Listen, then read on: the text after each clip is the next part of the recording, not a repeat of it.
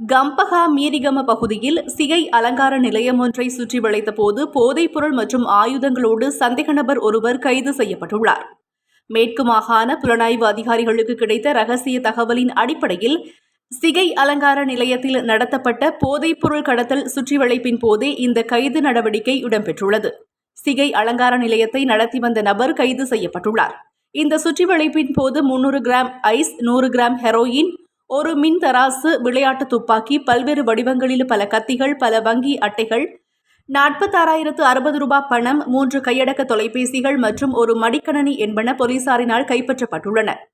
கைப்பற்றப்பட்ட ஐஸ் மற்றும் ஹெரோயின் போதைப் பொருட்களின் மதிப்பு 7.5 மில்லியனுக்கும் அதிகமாகும் என்று போலீசார் தெரிவித்தனர்.